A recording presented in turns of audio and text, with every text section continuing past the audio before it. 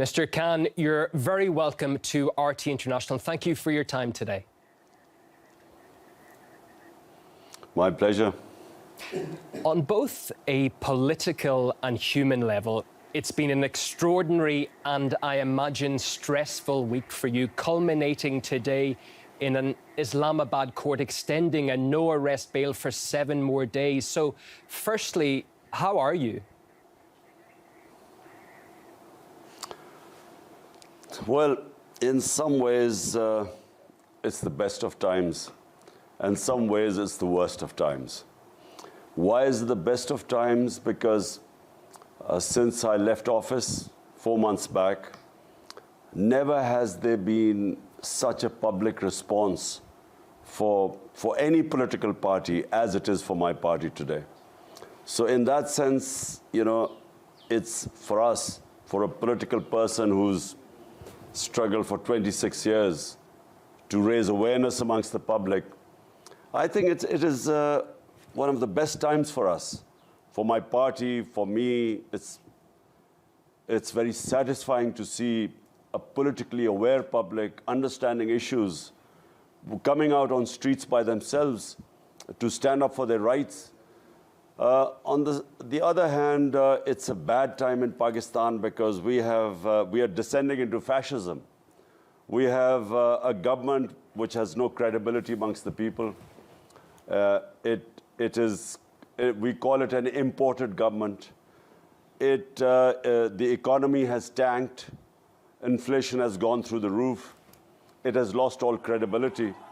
And so it is compensating by the lack of credibility, by imposing this draconian measures on us. They're clamping down on the media. They're clamping down against journalists. They've instituted various cases against me. One of them is a terrorism case, which is actually a joke. So it's bad in a way that the government is panicking. They're watching us grow in popularity. We swept the by-elections in the biggest province in Punjab. There were the 2 by-elections which we swept. So they're a bit scared, and that's why they're clamping down. Since your speech on Saturday, where the opposition is alleging that you threatened the police and members of the judiciary, they have essentially been labelling you a terrorist. On terrorism charges is what you would be standing on. As someone who led the country just months ago, what do you feel when you hear that allegation against you? Well, for your viewers, let me put it in context. One of the chief of my staff, of my office, he was picked up. He made a remark on television which was misconstrued as if he's trying to stir mutiny in the army. But it's debatable. He still hasn't got a chance to clarify what he said. He was actually talking about rule of law. They picked him up, they abducted him. 2 days, they kept him and tortured him. They sexually tortured him. So what happened was that this report is now in the High Court of the torture of this of my aide, which is Shahbaz Gill. And so I made 2 remarks. I said we will not spare those people who are responsible, i.e. the police chief and his second in command. We said we would take legal action against them.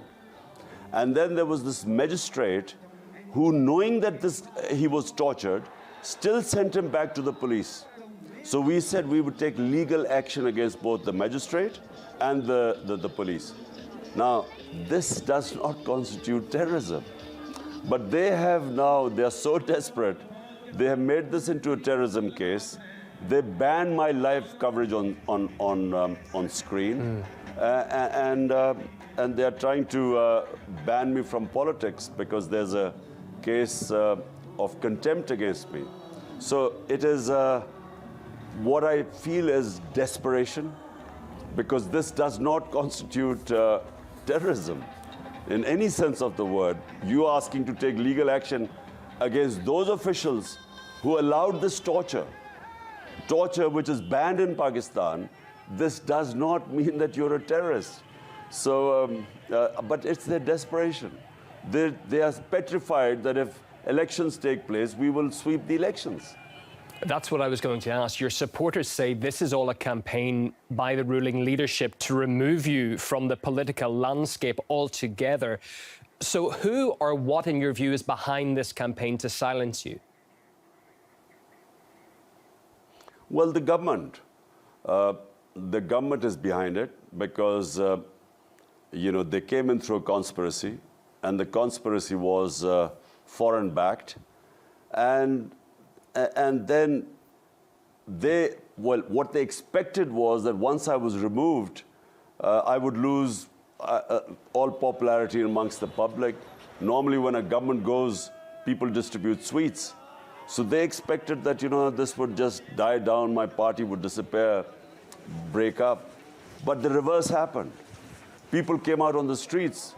Millions of people came out on the streets when I was removed, protesting against this. It's never happened in Pakistan before, that a government goes and people come out in the streets to protest. And then, as I said before, we had massive rallies. They tried to crack down on us, thinking that they would scare us. But the rallies increased. We, out of the 20 by-elections in Punjab, we swept 15. And then there were 2 other by-elections which we won. So this has scared them. They are now fearing that whenever the next elections are, which are the outside are in a year's time, they are petrified that when the elections take place, they will be wiped out. So that's why they're trying to take these measures. And it's really the government and its backers. They're all worried. Well, allow me to delve into some of the issues you've brought up. If we go back, Mr. Khan, to when you were ousted from power in the springtime, you've mentioned several times that certain documents exist that confirm foreign interference in your removal from power. Are you in any position to tell us what those documents may be? Well, there's a cipher, that conversation between the Pakistan ambassador in Washington and the Under-Secretary of State of the US. There's a conversation between them where he threatens the Pakistani ambassador that unless I, Imran Khan, was removed as a prime minister in a no-confidence motion that still wasn't tabled as yet, that there would be consequences for Pakistan. And he cites the trip I took to Russia. He cites that as one of the reasons. So that cipher exists. I brought it in front of the cabinet. I presented it to the National Security Council because it was blatant interference from outside. Because after the cipher, the no-confidence motion was tabled against me. And then suddenly, members of my party started leaving, and our allies started abandoning us. And all triggered off after that. The US Embassy was meeting members of our political party who were the ones who jumped ship first. And this is a few months before this happened. So the President of Pakistan has sent that cipher to the Chief Justice of Pakistan. And he's asked him to conduct an inquiry into this foreign interference, into this regime change. The West has made many attempts to pressure Pakistan to change its neutrality on the Ukraine conflict. Why do you think that bothers them so much? Isn't one of the main pillars of Western democracy the right to determine a national path, so countries like Pakistan can make their own choices in their own national interests? Well, look, countries' foreign policy must be for the benefit of their own public. 220 million Pakistanis elected me. My priority had to be what is good for them. their benefit, their rights, their interests. That has to be my priority. And so when I took the trip to Russia, and this was all the stakeholders were on board, the idea was that we would improve our relationship with Russia, and we would, we have trading links with Russia. We want to improve the trading links. We had already, a pipeline, a gas pipeline was being planned 5-6 years back before I came to power. So we wanted to cement that contract, and then we wanted to buy cheaper oil from Russia, as well as wheat, because we have to buy about 2 million tons of wheat. There's a shortage in Pakistan. But more importantly, at this time, when the commodity super cycle was taking place, when the energy prices were sky high, we wanted to buy cheaper Russian oil like India. India is buying 30 to 40% discount rate oil from Russia. So we wanted to do the same, because 100 million Pakistanis are vulnerable. 50 million below the poverty line, 50 million just above the poverty line. So when the prices go up, when inflation bites, in Western countries, they just have a drop in their standard of living. In our country, people go below the poverty line. They can't have 2 square meals a day. So my interest was the people of Pakistan. And obviously this didn't go down well. Well, just a couple more points on that. Western countries are trying to isolate Moscow and make it a pariah. But the outcomes, I would suggest, are pretty negative for everyone involved when you sanction a country like Russia. The energy crisis in Europe now proves the point. Is that fair towards Russia? And why does the West attempt to drag Pakistan into this? You see, the problem, developing countries like ours, the problems we face, the biggest problem is that Western countries expect their problems to become our problems. So this is basically a European problem. It's not Pakistan's problem. What are Pakistan's problems? The Western countries don't consider their own problems. So for instance, there is a conflict between Pakistan and India about Kashmir. Since 1948, there's a UN Security Council resolution which makes Kashmir a disputed territory between Pakistan and India. And the people of Kashmir, through a plebiscite, were supposed to decide whether they wanted to be with India or Pakistan. And in the last 30 years, 100,000 Kashmiris have died in this struggle for independence.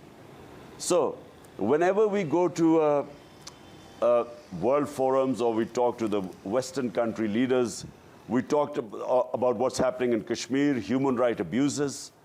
India has taken away the statehood of Kashmir in 2019 August, and unconstitutionally, illegally, yet no one responds to this.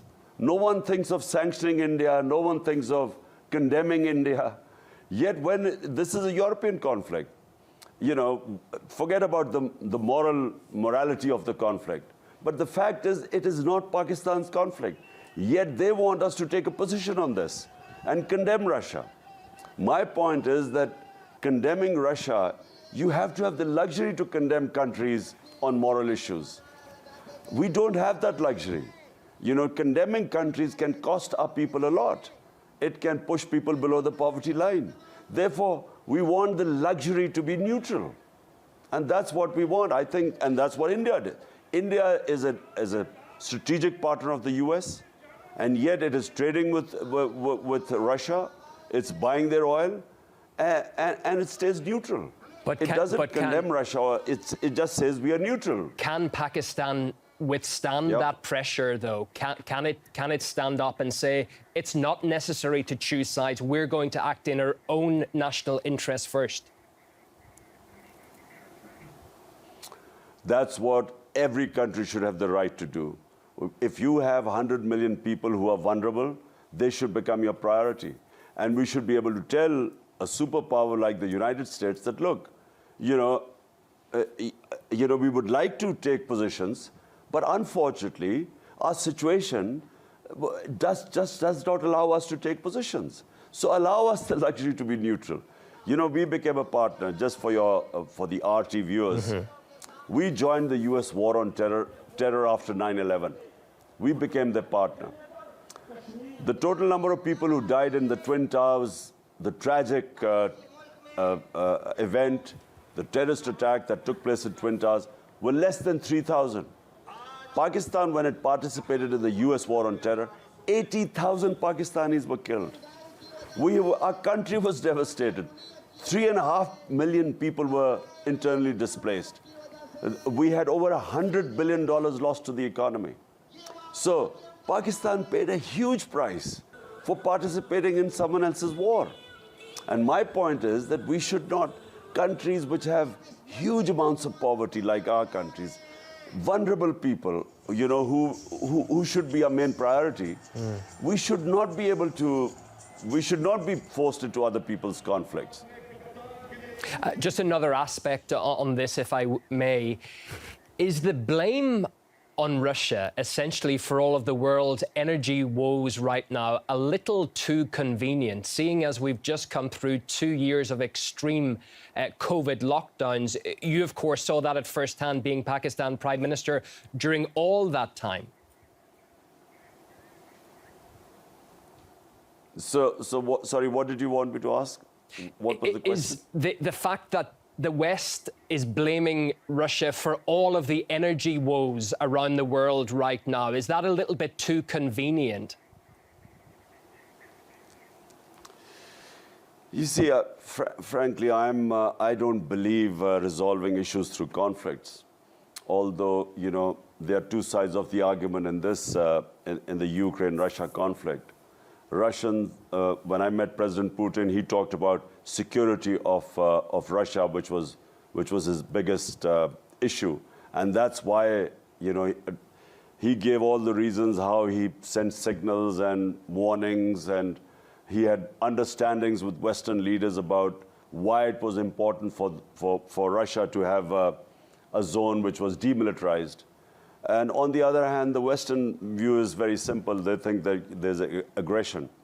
I have always inherently believed that military solutions are always counterproductive, because I always believe that you go into a conflict to resolve one issue, and then a military intervention leads to other issues.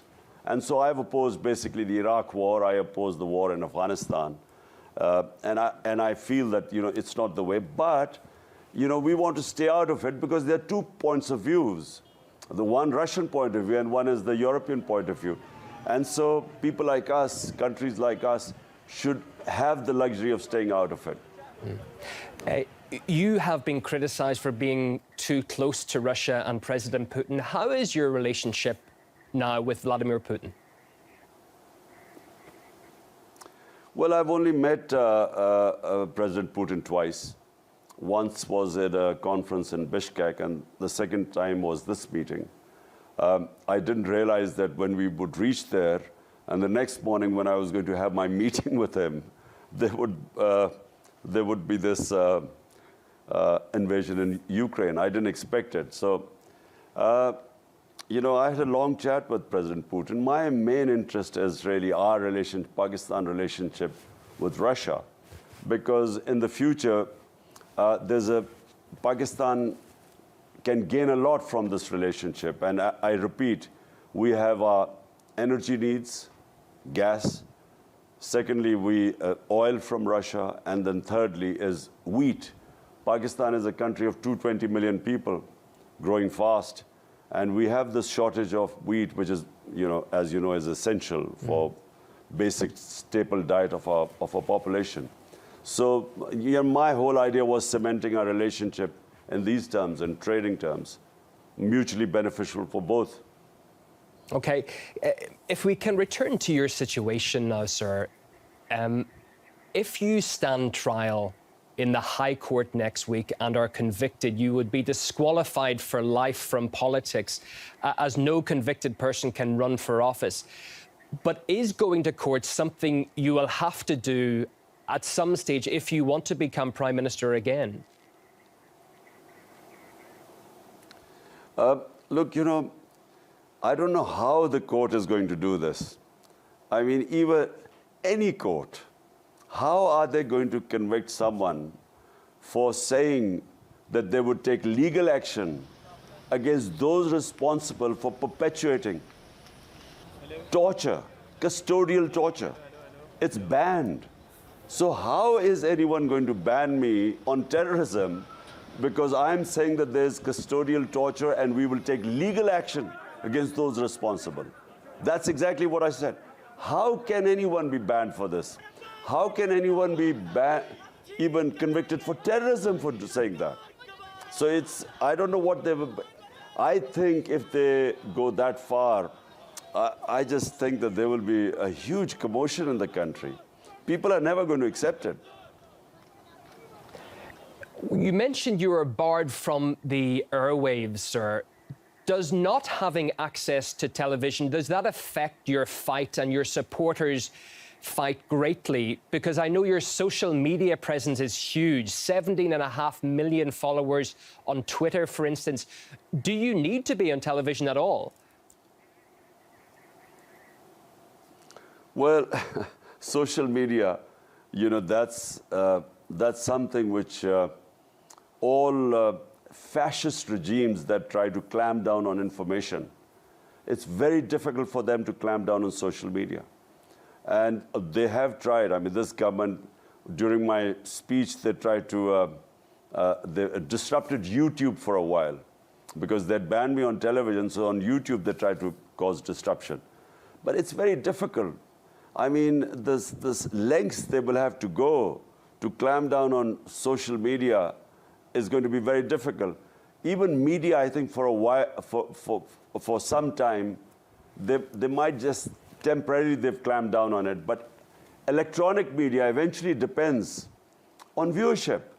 And out of so many channels, the 1 or 2 channels that show us, their viewership goes through the roof. So the other TV channels are going to lose money if they don't show the party that is by far the most popular party, the only federal party in the country. It's just not, commercially it won't make sense to them. So I don't think the government is in a fix. They're panicking, and in panic they're taking these ridiculous fascist measures. But this is no solution. They can't stop the popularity of a party growing by taking these decisions, and especially if they think that even if they clamp down on the electronic media, the social media is something they can't stop, they can't clamp down on for any length of time. What will you do next week if that bail does not change and you're being forced to go to court? Will you go? Well, I have to go to court. I have got now this hearing on the 30th, so yes, I'll be going to court. Look, all my life, let me just say, all my life, I have always stayed within the law. In politics, I've been for 26 years. I have always, all my protests, everything have between the limits of the law and limits of the Constitution. Because I am a constitutionalist. I'm a Democrat. And I don't believe that, you should go outside the Constitution, because then you open up a Pandora's box. And so what they're doing right now is trying to corner me in this case. They will find it very difficult, because the people of this country have known me for 50 years. I mean, before I joined politics, I was one of the top sports stars in this country for 2 decades. So they know me for a long time. So it's not going to be very easy for them just to ban me. It's, people won't accept it. You've called the whole process leading Pakistan into, it looks like a banana republic from the outside. What did you mean by that? Well, I mean, for a start, what they did with my chief of staff, Shahbaz Gill, you don't just, and he's an assistant. He was an assistant professor in an American university. So he was just picked up, abducted, and tortured and then sexually abused. So this, I mean, doesn't happen in civilized societies. But the worst thing is that, when I wanted to have legal proceedings against the police and those who were responsible, they then slapped this terrorism case on me. This doesn't happen in a civilized society. So that's what I meant by a banana republic. We're descending. These guys, this government of crooks. By the way, 60% of the government is on bail, on corruption charges. So they are so desperate that they are taking all these measures, which is taking Pakistan and making it into a banana republic. But are you not concerned that the amount of your followers on the streets constantly is going to make that situation worse? Look, I mean, if they take a ridiculous step, how would I know what the followers would react? But all I know is that the night they were going to come to arrest me, thousands of people just appeared outside my house and surrounded my house. And not just there, in cities, thousands of people just came out on the streets.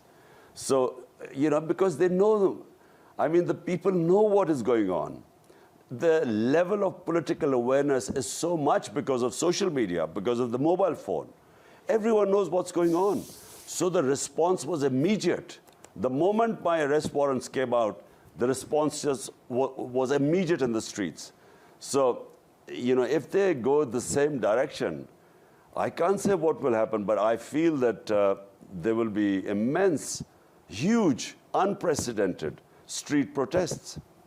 And do you think that the current government is going to try something else to clamp down on your supporters, to silence those people? Well, they already have, on 25th May when we were conducting a peaceful protest. I mean, the sort of clampdown, they put thousands of people in jail. They raided people's houses at night. It's never happened before. It was like as if we were terrorists. It was a peaceful protest.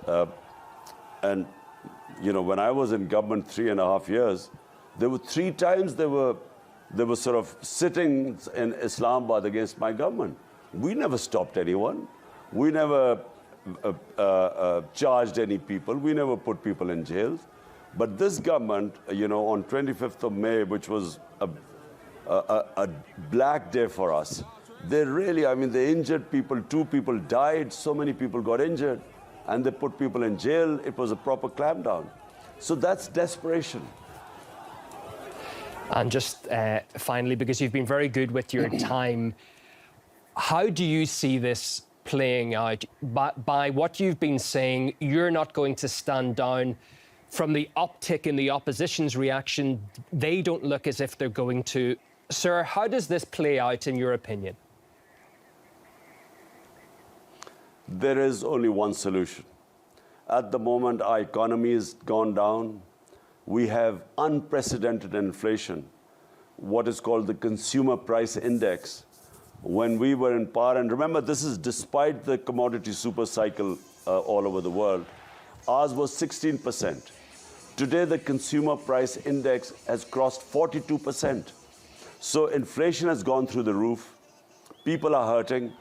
The electricity prices, when the electricity bills came, there are protests going all over Pakistan. People can't afford electricity. It's again more than doubled since we left. In 4 months, it's more than doubled. So the inflation has hit the sky. Economy is tanking. Our exports are going down.